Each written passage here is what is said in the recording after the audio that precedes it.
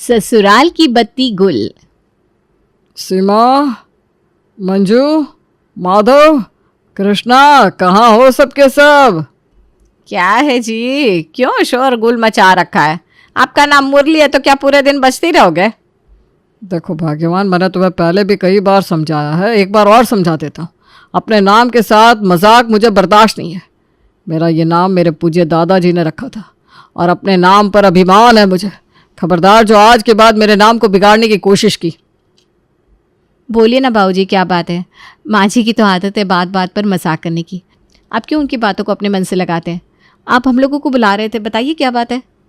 सही याद दिलाया तुमने। एक बात बताओ, इस घर में कोई पैसों का पेड़ लगाया है क्या तुम लोगों ने, जो मेरी जानकारी से बाहर है? क्या पापा बात बात पर पहलियां बुझाने लगता है? जो कहना है साफ साफ कहिए ना। पैसों का पेड़ कहीं होता है क्या जो हम उगा लेंगे? तो ये बात तुम लोग अच्छी तरह जानते हो कि पैसों का पेड़ नहीं होता, पैसे कमा कर लाने पड़ते हैं। तो फिर खर्च करने से पहले बुद्धि क्यों नहीं लगाते? पापा, इस घर में कुछ चवन्नी भी खर्च करता है ना तो उसे 10 बार आपका अप्रूवल लेना पड़ता है। हमें भी तो पता चले हमने ऐसे कौन से पैसे पानी की तरह बहा दिए जिसकी वजह से आप इतना नाराज़ हो रहे हैं। ये बिजली का बिल देखा है? इस घर में रहने वाले कितने लोग हैं, ज़रा गिन कर बताओ मुझे। 8 लोग हैं पापा। और बिजली का बिल देखो कितना आया है, पूरे 8,000। इसका मतलब इस घर का एक एक आदमी महीने में 1,000 रुपये बिजली की खपत कर रहा है। अब इससे पहले कि मैं तुम दोनों की तनख्वाह की बात करूं और तुम्हें शर्मिंदा करूं, अपनी फिजूल खर्चियों पर लगाम लगाओ। पापा 8,000 का बिल?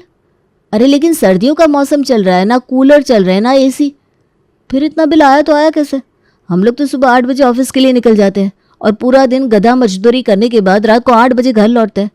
हमारे जाने के बाद इस घर में क्या होता है ये हम कैसे जान सकते हैं? मुझे ये सब कहानी नहीं सुननी, समस्याओं पर नहीं समाधान पर बात करो बेटा। एक ही तरीका है पापा, ऐसा करते हैं बिजली का ना कनेक्शन ही कटवा देते हैं, ना रहेगा बांस ना बजेगी बांसुरी। कैसी बात कर रहे हो भैया, बिना बिजली के गुजारा कैसे होगा? कौन से ज़माने में जी रहे हो आप? अरे सर्दियों का मौसम चल रहा है, बिजली की ज़रूरत क्या है? 4 महीने ठंडी पड़ने वाली है, ना पंखों की ज़रूरत है ना फ्रिज की।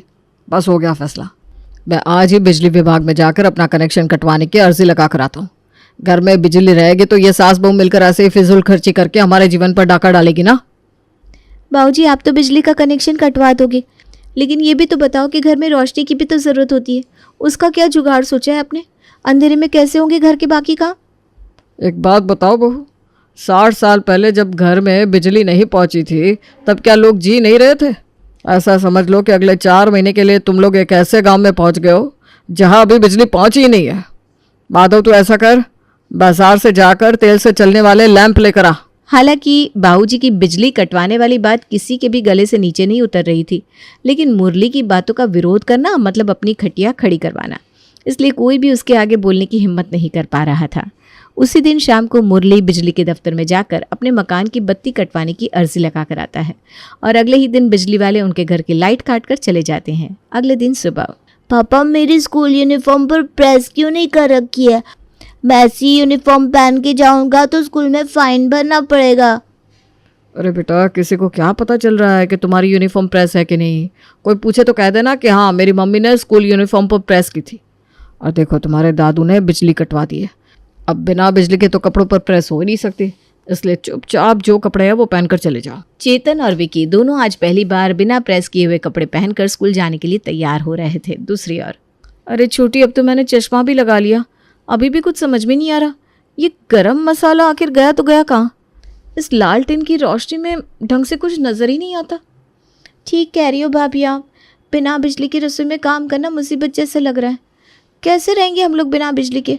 मुझे तो कुछ समझ में नहीं आ रहा। अब समझ में आ रहा है तुम दोनों को कि तुम्हारे ससुर के साथ मेरी क्यों नहीं बनती? उल्टी सीधी हरकतें करते रहते हैं और सबकी जान मुसीबत में डाल देते हैं।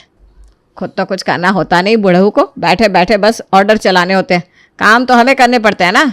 गुस्से में भिन भिनाते हुए तीनों सास बहू किसी तरह रसोई में खड़े होकर बच्चों का लंच पैक कर रही थी। अरे बस भी करो, जब से नहा कर आए हो तब से दांत ही किटकिटा रहे हो। अरे बेटा, सर्दियों में सर्दी तो लगती है ना, थोड़ा बर्दाश्त करना सीखो। पापा कितने मजे से हम लोग रोज गीजर में नहाते थे, दादू को क्या जरूरत थी बिजली कटवाने की? मम्मा ने गैस पर ये छोटे से भगोने में पानी गर्म करके दिया, टंकी में से बर्फ जैसा पानी आ रहा था, पता है? कुछ हुआ ही नहीं एक भगोने पानी से। ठंडे पानी से नहला दिया आपने, मुझे तो अभी तक कंपकंपी छूट रही है। बिल्कुल ठीक कह रहा है विक्की तू, हमारे घर वालों को हमारी कोई चिंता ही नहीं है। बहुत आवाज आ रही है तुम दोनों की, क्यों शोर मचा रहे हो? कुछ नहीं दादू, मम्मा हमारे स्कूल का टाइम हो गया, हम लोग निकल रहे हैं। सुबह 10 बजे। अरे मेम साहब, पूरी कॉलोनी की लाइट आ रही है, आपके घर में इतना अंधेरा काहे को है? कुछ फॉल्ट आया है क्या आपके घर में? अरे नहीं चंदा, कोई फॉल्ट नहीं आया। वो बाबूजी ने हमारे घर की बिजली कटवा दी है। अब अगले 4 महीने ना ऐसे ही गुजारा करना है हम लोगों को, बिना बिजली के। क्या मेम साहब मजाक करती है क्या मेरे साथ?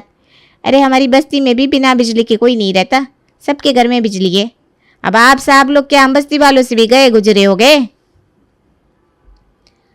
तू रिश्ते में मेरी भाभी लगती है क्या जो तेरे साथ मजाक करूंगी? जितना कहा है उतना सुन, बर्तन मांज और अपने घर जा। क्यों बिना बात दिमाग चला रही है? अरे मेम साहब, मेरे को ऐसा वैसा समझते हो क्या आप लोग? आपकी अंधेरी रसोई में खड़े होकर मैं बर्तन नहीं मांजने वाली। जब लाइट आ जाएगी तो मेरे को फ़ोन कर देने का, तब तक मैं गुप्ता जी के यहाँ जा रही है। अरे तुझे बताया ना कि हमारी बिजली कट गई है, हमारे यहाँ लाइट कभी नहीं आने वाली। तो कोई बात नहीं, मेरा हिसाब कर दो, चंदा भी आपके घर पर कभी नहीं आने वाली। बिना बिजली के रह सकते हो तो बिना नौकरानी के रहना भी सीख लो। चलती है मैं। अरे कैसे झेलते हो तुम इस नकचड़ी को? देखो बहू, जाती है तो जाने दो, अच्छा ही है। तुम लोग घर का काम खुद से करोगी तो तुम्हारी सेहत भी अच्छी रहेगी और 4 पैसे बचेंगे 100 लाख। कोई ज़रूरत नहीं है इस चंदा की चाकरी करने की। काम वाली के जाने के बाद घर की सारी जिम्मेदारी दोनों बहुओं के ऊपर आ गई थी। एक तो बिना लाइट के घर में कोई भी काम करना वैसे ही एक बहुत बड़ा सर दर्द था। दोपहर के समय दोनों बच्चे स्कूल से घर लौट आए थे। चलो बच्चों, जल्दी से हाथ मुंह धो लो, फिर उसके बाद मैं खाना लगाती हूँ। माँ की बात सुनकर चेतन और विकी बाथरूम में जाकर फ्रेश होने लगते हैं। तभी चेतन की आवाज़ आती है। मम्मा, चाची, बाथरूम में पानी क्यों नहीं आ रहा? क्या हो रहा है इस घर में? चारों तरफ बिल्कुल अंधेरा है, नल में पानी भी नहीं है। कोई बताएगा मैं क्या करूं? अरे भाभी, ये तो हम में से किसी ने सोचा ही नहीं कि जब बिजली नहीं रहेगी तो टंकी कैसे भरेंगे, और जब तक टंकी में पानी नहीं भरेंगे तो नल में से पानी आएगा कैसे? ये तो बहुत बड़ी प्रॉब्लम होगी। अरे जाकर बताओ ना अपने ससुर को, भर कर लाए पड़ोसी के यहाँ से बाल्टी। इनको ही बहुत बिजली कटवाने का चस्का लगा था ना, हम क्यों ये मुसीबत झेले? दादी, आप दादू के साथ झगड़ा बाद में करना, पहले मुझे थोड़ा सा पानी दो। मैं यहाँ बाथरूम में बैठा हुआ हूँ।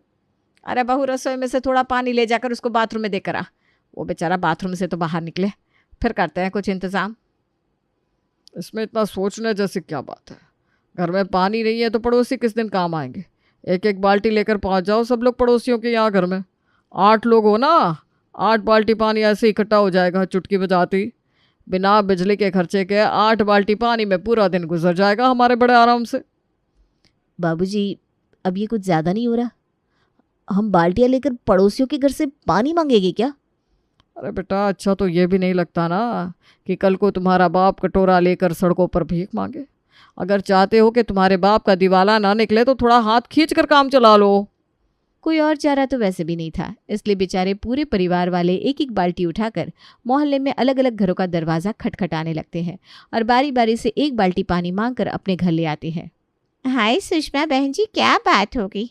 सुबह वो चंदा भी बता रही थी कि उसने आपके यहाँ का काम छोड़ दिया, कुछ दिक्कत है क्या? अरे अब क्या बताए बहन जी, पिछले कई महीनों से ना हमारा बिजली का बिल बहुत बढ़ चढ़ कर आ रहा था। कई बार हमने बिजली के दफ्तर में जाकर कंप्लेंट भी करी, लेकिन वो लोग सुनने को तैयार नहीं थे। और आप तो जानती है ना मुरली जी का गुस्सा, गुस्से में उन्होंने बिजली का कनेक्शन ही कटवा दिया। बस जब तक हमारा थोड़ा ये बिजली का सेटलमेंट नहीं हो जाता ना, थोड़ा सा आपको परेशान करेंगे। एक बाल्टी पानी देना पड़ेगा आपको। हाँ हाँ, क्यों नहीं बहन जी, पानी तो आप ले जाना, लेकिन ये बिल कम कराने का तरीका मुझे कुछ समझ नहीं आया। बिना बिजली की कैसे गुजारा करेंगे आप लोग? बस बहन जी कोशिश कर रहे हैं। जैसे ही पानी लेकर सुषमा अपने घर की तरफ जाने लगती है, पड़ोसन और उसके पति की हंसी की आवाज़ उसके कान में आती है। देख रहे हैं आप, मुझसे बातें बना रही है। अरे मैं बहुत अच्छे से जानती हूँ उन लोगों को, एक नंबर के कंजूस मक्खी चूस है। पैसे बचाने के लिए बिजली कटवा कर बैठे हैं और दोष दे रहे हैं बिजली विभाग वालों को। कल पानी लेने आएगी तो मैं दरवाज़ा ही नहीं खोलने वाली। हमने क्या ठेका ले रखा है मुफ्त पानी बांटने का? किसी तरह बेइज्जती बर्दाश्त करके परिवार के सारे सदस्य एक एक बाल्टी पानी लेकर घर आ गए थे। रात तो किसी तरह बीत जाती है। अगले दिन सुबह पहली बात अब ये सुन लो मम्मा, टंकी के ठंडे पानी में नहाकर मैं स्कूल नहीं जाने वाला। और दूसरी बात, ये जो कल आपने मुझे बिना आयरन करी यूनिफॉर्म पहनाकर स्कूल भेजा था, प्रिंसिपल सर ने 1000 का फाइन लगाया है। 1000 दो तो ही मैं स्कूल जाऊंगा, वरना ये फाइन आज बढ़कर 2000 हो जाएगा। आप जानते हो ना मेरे स्कूल में डिसिप्लिन कितना स्ट्रिक्ट है। सुन लिया आपने? माधव, लाइए 1000 रखिए बच्चे के हाथ में। हमारी गलतियों की सजा ये बच्चे क्यों भुगतेंगे? और हाँ, बच्चों की यूनिफॉर्म नुक्कड़ वाले धनीराम से प्रेस करवा कर लाइए। मेरे बच्चे को आज फिर से पनिशमेंट नहीं मिलनी चाहिए। अपने बूढ़ाओं को दो ये बच्चों की यूनिफॉर्म, वही जाकर प्रेस करवा कर लाएंगे। आ जाओ मेरे बच्चों, तब तक मैं बड़े वाले भगोने में तुम्हारे लिए पानी गर्म करती हूँ। मेरे पोते आज ठंडे पानी में नहाकर बिल्कुल नहीं जाएंगे। अरे आग लगे ऐसी बचत में, गैस खर्च होती है तो हो जाए, बच्चों को बीमार थोड़ी ना करना है। पत्नी को नाराज होते देख मुरली दोनों बच्चों की यूनिफॉर्म लेकर प्रेस करवाने के लिए जाने लगता है। तभी माधव और कृष्ण भी अपनी अपनी पैंट शर्ट मुरली के हाथ में थमा देते हैं। बाबूजी, अब आप धनीराम के यहाँ जा ही रहे हो तो हम दोनों के कपड़े भी प्रेस करवा लाना। हमें भी तो ऑफिस जाना होता है। अब बिना प्रेस करे कपड़े तो पहन कर ऑफिस जाएंगे नहीं। मुरली सबके कपड़े लेकर प्रेस करने के लिए निकल पड़ता है। प्रेस करने के बाद कितने रुपए हुए? 80 रुपये हो गए बाबूजी। क्या कहा, 80? अरे लूट मचा रखी है क्या तुमने? हमारे ज़माने में तो 1-1 रुपए में कपड़े प्रेस होते थे। अब 10 रुपए का एक कपड़ा प्रेस करने का लेगा क्या तू? कौन से ज़माने की बात कर रहे हो बाबूजी? वो ज़माना तो कब का चला गया। मैं तो आपसे 10 ही ले रहा हूँ। वो नुक्कड़ वाले चाचा को जानते हो? 15 रुपये ले रहा है वो। सुबह सुबह काम का वक्त है, आप टाइम खराब मत करो, फटाफट पैसे दे दो। मुरली बड़बड़ाते हुए 80 रुपये धनीराम के हाथ में रखकर वापस अपने घर आ जाता है। कुछ देर बाद माधव भैया, मैं ज़रा बाथरूम से आ रहा हूँ। मेरे बॉस का एक इम्पोर्टेंट कॉल आने वाला है। अगर कॉल आए तो मुझे तुरंत बता देना। हाँ हाँ ठीक है, तुम जाओ, मैं ध्यान रखूँगा। जैसे कृष्ण बाथरूम से बाहर आता है तुरंत उसके बॉस का फ़ोन बजने लगता है, लेकिन कृष्ण के हेलो बोलते ही उसका फ़ोन स्विच ऑफ हो जाता है। अरे भैया, मेरा फ़ोन तो स्विच ऑफ हो गया। घर में लाइट भी नहीं है, अब मैं क्या करूँ? ये कॉल बहुत इंपॉर्टेंट था। अगर इस समय मैं बॉस से बात नहीं कर पाया तो बहुत बड़ी प्रॉब्लम हो जाएगी। मैं अभी जाकर पड़ोस वाले गुप्ता जी के यहाँ से अपना मोबाइल चार्ज करा के लाता हूँ। बुरा मत मानिएगा भाई साहब, लेकिन ये तो आपको बिजली कटवाने से पहले सोचना चाहिए था कि बिना बिजली के आप लोग मोबाइल कहाँ चार्ज करोगे। अब रोज़ रोज़ किसी को डिस्टर्ब करना भी तो सही नहीं है। अब आज के दिन आप मेरा मोबाइल चार्ज कर दीजिए, मैं कुछ इंतज़ाम करता हूँ। कृष्ण घर आकर, भैया ये बताओ, एक मोबाइल चार्ज करने में कितनी बिजली खर्च हो जाती है? ज़रा सा मोबाइल चार्ज करने के लिए पड़ोसी गुप्ता ने मुझे 10 बातें सुना दी। आज के बाद कदम नहीं रखूंगा उसके घर। अच्छा, उसके घर पर पाँव नहीं रखेंगे तो ये मोबाइल कहाँ चार्ज करेंगे? गुप्ता के यहाँ नहीं तो सक्सेना के घर तो आपको जाना ही पड़ेगा। आज गुप्ता ने बातें सुनाई है, कल सक्सेना भी सुनाएगा। किसी ने हमारा ठेका लेकर नहीं रखा कि वो हमारी ज़रूरतें पूरी करे। क्या मोबाइल मोबाइल चिल्ला रहे हो तुम लोग? ये मोबाइल अपने अपने ऑफिस से चार्ज करके लाया करो। और हाँ, एक पावर बैंक खरीद लो अपने ऑफिस से, उसे भी चार्ज करके लाया करो ताकि घर पर बहू का और हमारा फ़ोन भी चार्ज हो सके। कोई फ़ायदा नहीं है कृष्णा, बाबूजी के ऊपर हमारी बातों का कोई असर नहीं होने वाला। शाम के 6 बजे। अरे सर, आप कई दिन से बच्चों को ट्यूशन पढ़ाने के लिए नहीं आ रहे।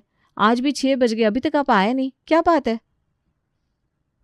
वो क्या है ना भाभी जी, 6 बजे आपके यहाँ आने का कोई मतलब ही नहीं रह जाता। बिजली तो आपके यहाँ है नहीं और अंधेरे में बच्चों की पढ़ाई होना पॉसिबल नहीं है, बस इसीलिए मैं नहीं आया। जब आपके यहाँ बिजली का कनेक्शन हो जाए तो मुझे कॉल कर दीजिएगा। अरे ऐसे कैसे? एडवांस फी ली है आपने दोनों बच्चों की। अब आप पढ़ाने नहीं आओगे तो हमारा तो नुकसान हो रहा है ना। जब तक बिजली नहीं है आप बच्चों को दिन में पढ़ाने आ जाया करो। देखिए, 3 बजे बच्चों की स्कूल से छुट्टी होती है, उसके बाद मैं बिज़ी रहता हूँ। आपके बच्चों के अलावा और भी जगह मुझे ट्यूशन देनी होती है। हाँ, लेकिन अगर आप इतना इंसिस्ट कर रहे हो तो मैं 3 से 4 आने की कोशिश कर सकता हूँ, लेकिन उसके लिए बच्चों की फ़ीस डबल हो जाएगी। अभी आप 3000 रुपया पर स्टूडेंट दे रही है, फिर आपको 6000 देना पड़ेगा। अब 2 बच्चों का ट्यूशन छोड़ कर आऊँगा तो उनकी फ़ीस भी तो मुझे आपसे ही निकालनी पड़ेगी ना। अरे निकाल कर बाहर कर इस टीचर को। जानबूझकर मनमानी फीस वसूल रहा है। जो बच्चे ट्यूशन नहीं पढ़ते वो पास नहीं होते क्या? ससुर की बात सुनकर बहू फ़ोन रख देती है। मम्मी, ये क्या कर दिया आपने? अब मेरा ट्यूशन भी हटवा दोगे क्या? 1 हफ्ते में एग्ज़ाम शुरू हो रहे हैं, अगर मैं फ़ेल हो गया तो फिर मुझसे मत कहना। बच्चों की बात एकदम सही है भाभी। एग्ज़ाम सर पर है, ऐसे कैसे बच्चों का ट्यूशन हटवा दे। अगर बच्चे फेल हो गए तो उसकी ज़िम्मेदारी कौन लेगा। और हाँ, मैं तो बताना ही भूल गई कि गैस ख़त्म हो गई है। अब खाने का क्या करना है आप ही बता दीजिए बाबूजी, क्योंकि बिना बिजली के इंडक्शन तो चलेगा नहीं, और गैस वाले ने सुबह से पहले सिलेंडर देने से मना कर दिया है। पता नहीं क्या हाय मचा कर रखते हो पूरा दिन। अरे पड़ोसी किस दिन काम आएंगे। जाकर पड़ोसियों से मदद मांगो, उनकी गैस पर जाकर दाल चावल उबाल लो, कौन सी बहुत बड़ी बात है। थोड़ी बहुत समस्याओं का हल अपने दिमाग से भी निकाल लिया करो बहू। खबरदार जो किसी के घर दाल चावल उबालने गई तो। सोसाइटी में पहले ही 2 पैसे की इज्जत नहीं बची है हमारी, बिल्कुल भिखारी बनाकर रख दिया है। कोई ज़रूरत नहीं है किसी के घर जाने की। और आप अगर कल के कल बिजली का कनेक्शन नहीं जुड़वाते ना तो मुझसे बुरा कोई नहीं होगा। बहुत सुन ली मैंने आपकी मनमानी, लेकिन अब नहीं सुनूंगी।